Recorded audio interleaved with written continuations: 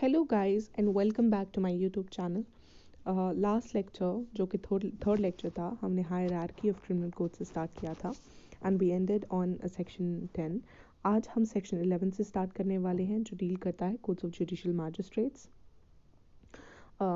Judicial magistrates में judicial magistracy के codes generally judicial magistrates first class के होते हैं and they are presided over by munsifs in civil cases and judicial magistrate first class in criminal cases, and they are under the general control of the chief judicial magistrate, who is a judicial magistrate first class but he's the first among equals.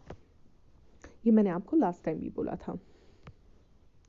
Section 11 Codes of Judicial Magistrate. In every district, not being a metropolitan area, there shall be established as many codes of judicial magistrates of first class or of second class, and at such places as the state government may, after consultation with the High Court, by notification specify, provided that the state government may, after consultation with the High Court, establish for any local area one or more special codes of judicial magistrates of first class or of second class to try any particular case or class of cases, and where any such special court is established, no other court of court of magistrate in the local area shall have jurisdiction to try any case or classes of cases for the trial of which such special court of judicial magistrate has been established. Basically, हर किसी area में the state government, after the consultation with the High Court, shall open up the judicial magistrate first class के courts and I'm so sorry, and जो ये judicial magistrate JMFC के courts होंगे, they will adjudicate upon the matters, upon the cases or the class of cases जिसके लिए वो बनाए गए हैं ये courts, and no other court shall have the jurisdiction to try such matters. Then subsection 2 states that जो presiding officer होंगे इन courts के वो कौन अपॉइंट करेगा? हाई कोर्ट अपॉइंट करेगा. और अगर हाई कोर्ट को लगता है कि ये एक्सपीडियंट या नेसेसरी है कि जो जुडिशियल मैजिस्ट्रेट फर्स्ट क्लास है उसके पास या जुडिशियल मैजिस्ट्रेट सेकंड क्लास के पास जो है वो किसी भी और जज को दिए जाएं जो जुडिशियल सर्विस जिसने जुडिशियल सर्विस ऑफ स्टेट के क्वालिफाई किए हैं, बट द कंडीशन इज कि वो जो जज होना चाहिए वो होना चाहिए अ जज on a civil court. He can also be given the powers of a judicial magistrate first class. Judicial magistrate first class सबसे नीचे होते हैं in the hierarchy of criminal courts. ये I hope all the law students जो ये पढ़ेंगे उनको ये डाउट क्लियर हुआ होगा. Then we have chief judicial magistrate and additional chief judicial magistrates etcetera. Chief judicial magistrates जो होते हैं हर किसी डिस्ट्रिक्ट में अपॉइंट किए जाते हैं, not being a metropolitan area. In a metropolitan area we have chief metropolitan magistrates. और जो हाई कोर्ट अपॉइंट करता है like as the case in judicial magistrate first class, और जुडिशियल मैजिस्ट्रेट फर्स्ट क्लास में ही अपॉइंट किया जाएगा a person जो होगा chief judicial magistrate. The high court में appoint chief judicial magistrate of first class to be an additional chief judicial magistrate, and such magistrate shall have or any of the powers of a chief judicial magistrate under this court and under any other law for the time being in force as the high court may direct. कोई भी judicial magistrate first class जो है वो appoint किया जा सकता है as an additional और असिस्टेंट चीफ जुडिशियल मैजिस्ट्रेट, और उसको वो सारे पास दिए जाएंगे जो एक चीफ जुडिशियल मैजिस्ट्रेट के पास होते हैं. देन वी हैव सबसेक्शन 3 जो बोलता है हमें that the High Court may designate any judicial magistrate first class in any subdivision as subdivisional judicial magistrate. और ये subdivisional magistrates होंगे, they will be under the general control of the chief judicial magistrates, जैसा कि हम आगे पढ़ेंगे, and relieve him of the responsibilities specified in this section as the occasion requires. तो High Court किसी भी judicial magistrate को अपॉइंट कर सकती है as subdivisional judicial magistrate. Subject to the general control of the chief judicial magistrate means that chief judicial magistrate has a control over every subdivisional magistrate. Subject to the control of the chief judicial magistrate, every subdivisional judicial magistrate shall also have and exercise such powers of supervision and control over the work of the judicial magistrates other than additional chief judicial magistrates in the subdivision as the High Court may by general or special order specify in this behalf. मतलब कि जो chief judicial magistrate हैं they will have greater control over sub divisional magistrates और वो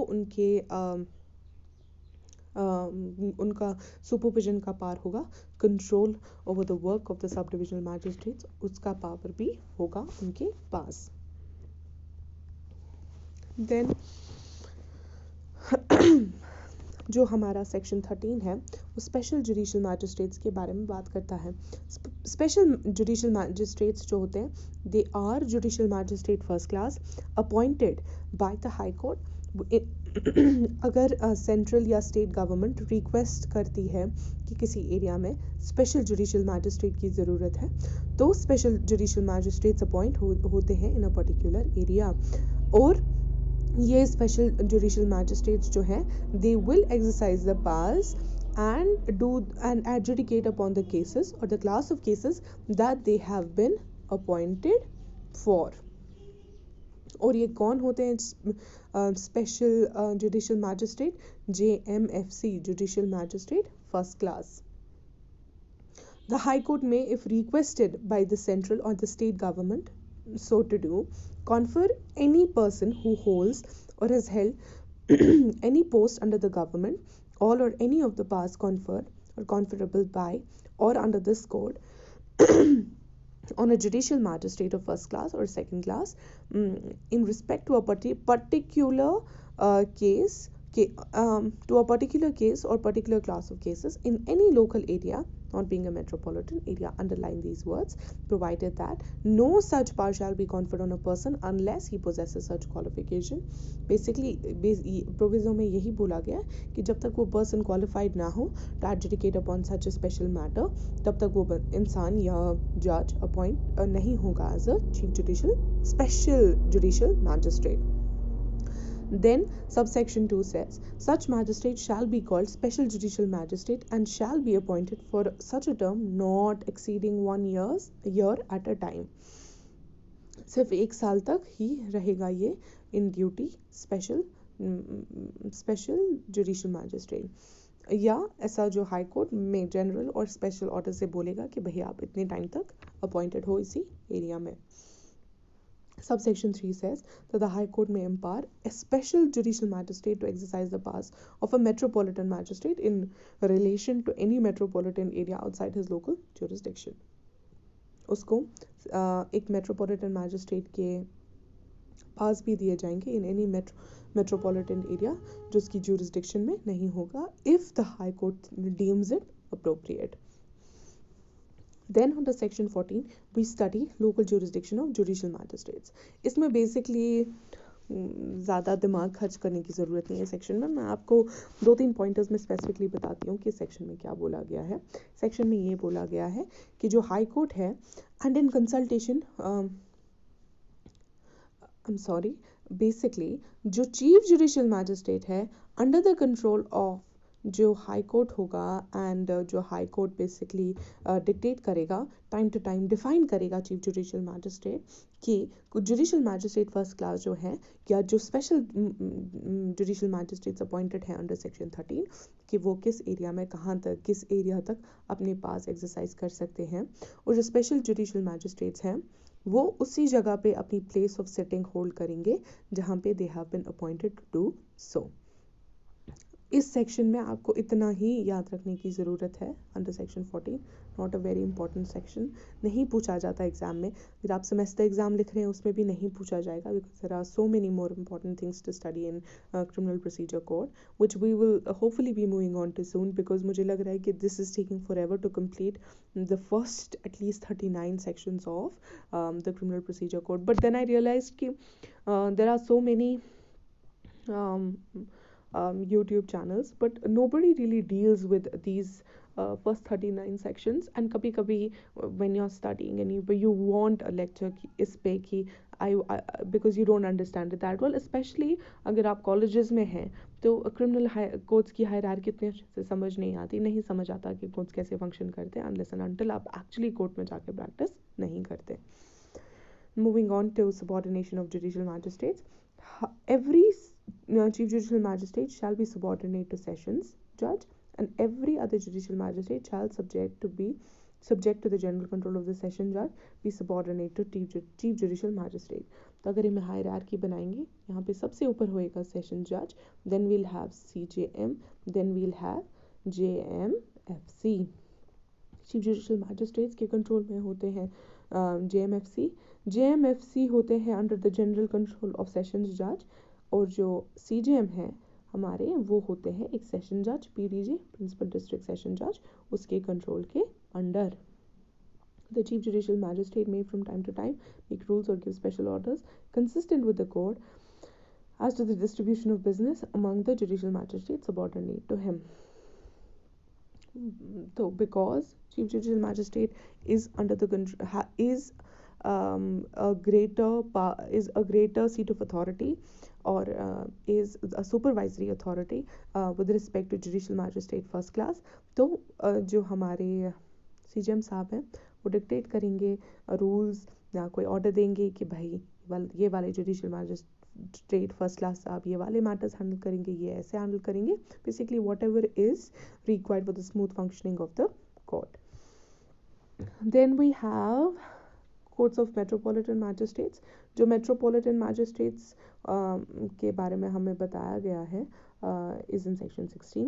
In every metropolitan area there shall be as many courts of metropolitan magistrates, and at such places the state government may, after consultation with the high court, जो basically same as what you have been studying, state government जो in consultation with the high court decide करेगी कि कितने metropolitan magistrates होंगे एक particular area में, वो by a way of notification decide करेंगे. द प्रिजाइडिंग ऑफिसर कौन अपॉइंट करेगा, द हाई कोर्ट. ज्यूरिसडिक्शन भी कौन डिसाइड करेगा throughout the entire metropolitan area, जो ऑलरेडी डिक्टेटेड है for a particular metropolitan magistrate कि उसका जो अथॉरिटी है या जो उसका ज्यूरिसडिक्शन है वो इन एरियाज में एक्सटेंड होगा. Then we have Chief Metropolitan Magistrate or Additional Chief Metropolitan Magistrate. Basically, this is what we have studied with respect to Chief Judicial Magistrates, but in metropolitan areas हम Chief Metropolitan Magistrates या Additional Chief Metropolitan Magistrates के बारे में पढ़ते हैं.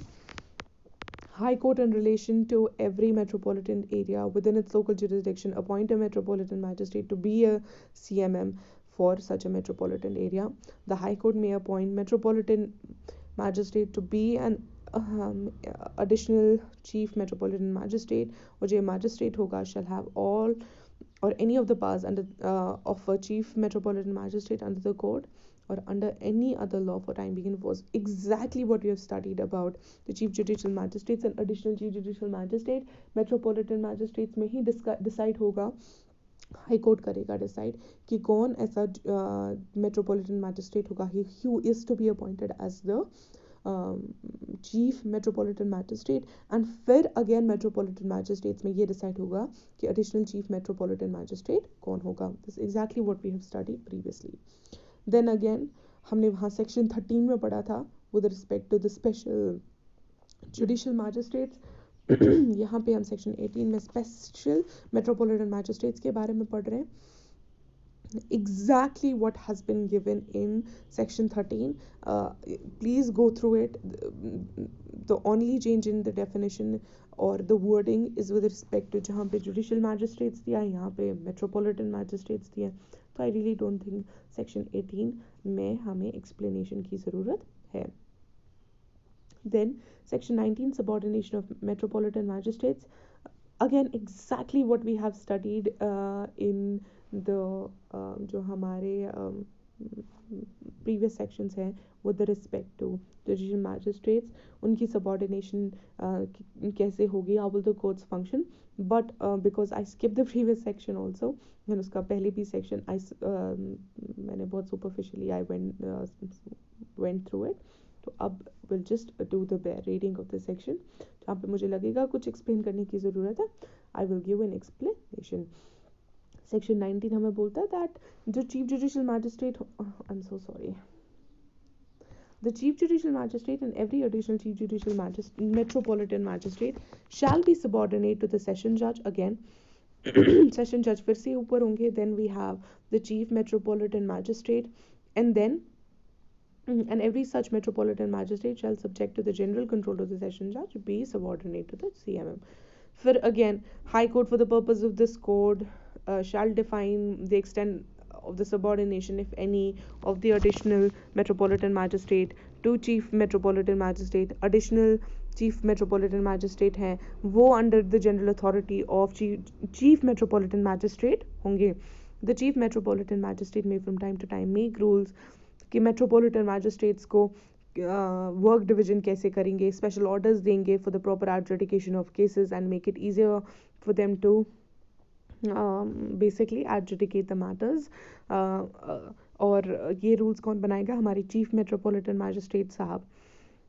And as to the allocation of the business of the additional chief metropolitan magistrate, हमारे chief metropolitan magistrate साहब जो हैं वो बिजनेस अलॉट किन को करेंगे?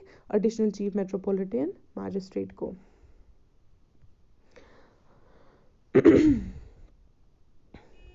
The High Court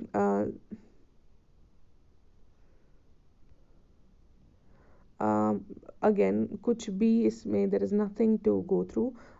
कुछ भी important नहीं है section 19 में understand करने के लिए, because we have already talked about it previously with respect to Chief Judicial Magistrates or Judicial Magistrates first class. Section 20 deals with executive magistrates. In every district and in every metropolitan area, the state government, please underline this, the state government may appoint as many persons as it thinks fit to be executive magistrates and shall appoint one of them to be a district magistrate. और इन executive magistrates में एक होंगे हमारे district magistrate साहब. और ये district magistrate साहब कौन होते हैं? हमारे DC साहब. और ये executive magistrate generally होते हैं हमारे तहसीलदार.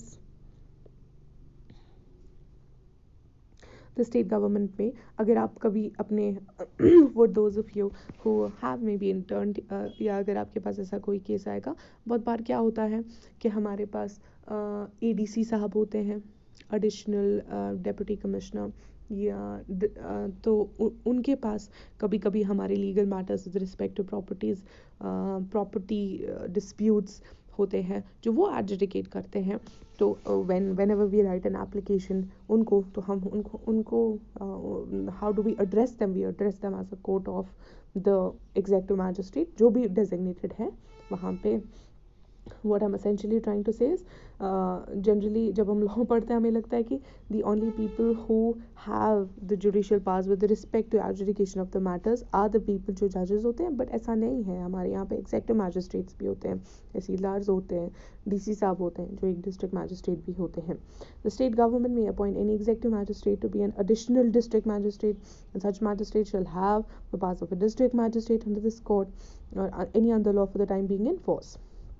या जो स्टेट गवर्नमेंट डिसाइड करेगी, डिक्टेट करेगी या डायरेक्ट करेगी. Whenever in consequence of the office of a district magistrate becoming vacant, any officer succeeds temporarily to the executive administration of the district, such officer shall, pending the orders of the state government, exercise all the powers and perform all the duties respectively conferred and imposed upon this code on the district magistrate. Not very important. कुछ भी इसमें इतना understand करने की ज़रूरत नहीं है जो मुझे लगता है that needs a wider explanation. Then subsection 4 says the state government may place an executive magistrate in charge of a subdivision and may relieve him of the charge as the occasion requires, and the magistrate so placed in charge of a subdivision shall be called as a subdivisional magistrate. The state government may by general or special order and subject to the such control and directions as it may deem fit to impose, delegate its powers under subsection 4 to district magistrate. Nothing in this section shall preclude the state government from conferring under any law for the time being in force on the commissioner of police or any of the powers of an executive magistrate in relation to the metropolitan magistrate. बिल्कुल दिमाग खर्च करने की ज़रूरत नहीं है. There is nothing important being said. I'm sure जो भी ये whoever is going through this बिल्कुल बेयर लैंग्वेज इतनी ईजी है कि there is nothing that needs to be explained. जो CRPC का सबसे इम्पॉर्टेंट पार्ट है, we have not reach there yet. हमने अभी कोई भी important chapter except for section जो मुझे लगता है we have not dealt with it yet.